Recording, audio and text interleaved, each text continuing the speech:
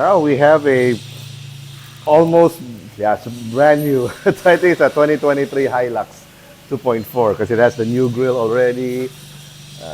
Now they changed the wheel. So anyway, brand new Hilux. Pretty much sure that it's still under warranty, but remapping does not void the car's warranty. Why do we say that? Because number one, we're not changing anything. Literally, we're not. There's no hardware change. There's no software change. The software in the ECU that runs the car is still the same software that runs the car.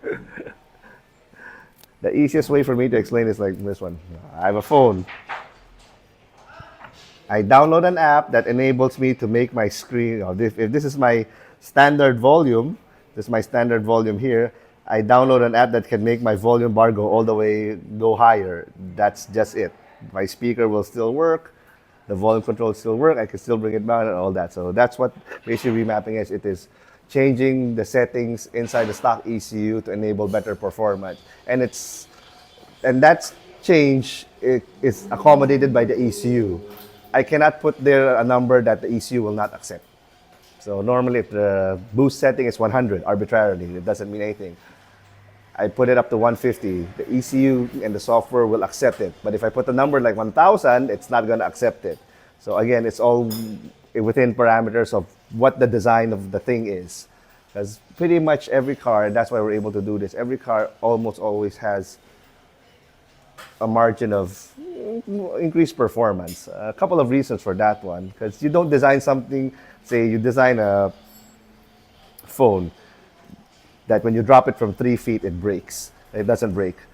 If you drop it from 5 feet, it still doesn't break. But if you drop it from 100 feet, it will break. So there is always a margin of safety or error or allowance that's put into design for pretty much everything that you see now. Wheels, cars, phones, watches, everything. And it is that margin that we tweak to get better performance. So for the 2.4 Hilux, since we've done countless of these things, you get around 40, 50 horses more. And we'll show you later once we dyno it before and after where that 40, 50 horses are and exactly what do you feel after remapping.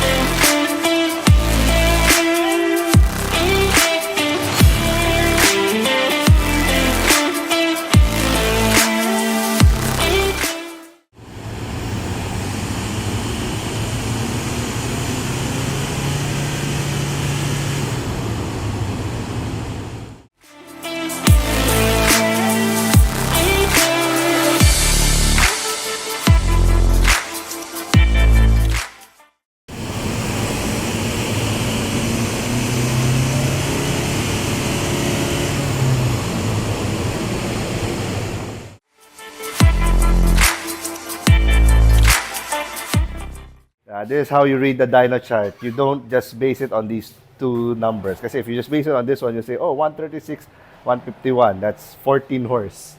That's it? Baba naman. No. What these two numbers mean is, balik tayo sa previous screen.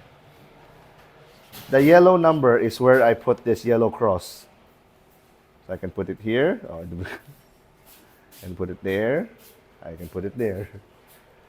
I put it here because this is the maximum power that your engine makes in stock. But that only happens dito lang at 3,000 RPM, nowhere else. Then the green arrow is where that green number is. So I can, again, put it there, put it here, put it there, and it changes. So by default, it always goes to where the maximum power is. So again, this 151 only happens at 2,900 RPM. Walang iba. If you want to take the total horsepower gain, here's what you do. You put this here. You put that there. Has to be the same RPM, yung comparison mo lagi. So you went from 21 horse to 83 horse. So that's 60 horses more. Next. At 22 RPM. 28 to 116. 70, almost 80 horse.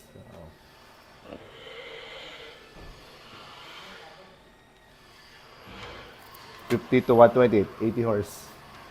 So on and so forth. So to get the horsepower, kukunin mo yung difference ng lahat niyan, then you divide it by the average. So since I've been doing this a long time, this is about 40 to 50 horse average. Torque is the same. So you get the difference between that and that and that and that and that and that and that. And then you average it out. So this one comes to around 120, 140 Newton meters more. Pero ano pong difference, ano po yung difference na mafe-feel ko after ng limit? Pag tap, hindi, ganun lang. You drive it, then you tell me. Mas mabilis yun. Kaysa ako magsasabi sa'yo, yung magsabi sa akin once you drive it. Na-print na? Print. File, print. So you have a copy. Okay. Because horsepower is not a single number. Horsepower, kaya pansin mo, dapat may RPM. Kasi ang definition of horsepower is amount of work done over time. Dapat may oras. Ganoon lang. Nagbabayad ka ng Meralco, paano yung bilangan doon? Paano yung bilangan sa Meralco? Per month? Hindi, yung unit. Magkano binabayaran mo? Kilowatt hour? Oo, di ba? May hour. Oo, kasi power eh. Oo, yun. Pag walang hour yun, hindi power yun. So, again, power, may oras dapat. Always has to have a time component. Pag kilowatt is just a force. So, that's what torque is naman. Torque doesn't care about time. It's just a force. So, that's the difference between horsepower and torque. Give me your hand. Ayan. This is torque. How fast I twist it is power. Ayun. Kasi pwede siyang parehong power, pwede siyang ganun eh. Mabagal na ganun, or mabilis na ganyan, pareho yung power nun. That's the easy explanation.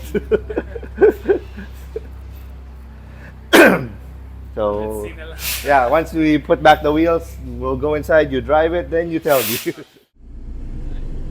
Ayan, dito mali. Ayan, you may upak here.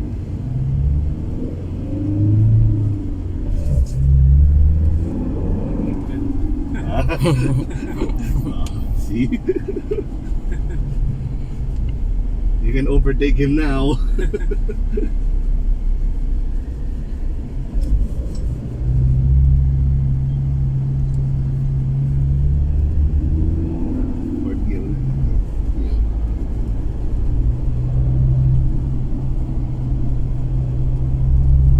Kahit anong gear, malakas na siya. Yun. Yun dyan. Sige, ikot ka dito.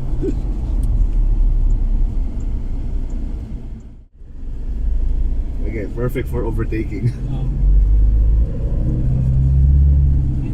Kahit wala pa siya sa 2,000 RPM, isundot na rin. Now you know the difference. Kanina rin, monitor ko siya kung papunta ako dito. Yung mga medyo ahon na kaunti, kailangan lagpas siya ng 2,000 RPM para may susunod. Ito. Less.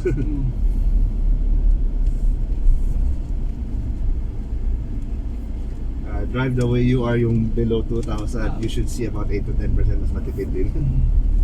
Ganun lang din naman po, conservative driver. Guys, so again, yung nakita mong power figures a while ago, that only happens at 3,000 RPM and at todong tapak. Pag hindi todong tapak, hindi 3,000, hindi ganun yung power. Which is sad to say, 99% of the time, lahat tayo nag-drive, hindi naman tayo maabot dun eh. So right now, let's say with 1,000 RPM and 10% throttle, their engine's making only about 15 horses. That's why magsasabi na, pag nirima mo, sobrang masira. No, that's not true. Because again, 99% of the time, you're not using the engine's 100% potential. So there's no additional wear, there's no additional tear.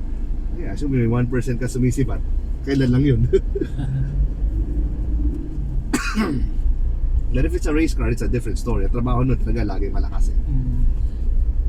But for normal, daily car like this one, there's no additional na, mas mabilis na sira makina, wala yun. Next corner.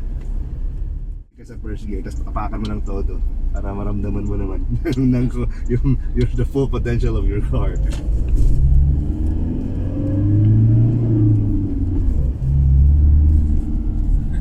Pag yung magsa second gear talaga. May ganun eh.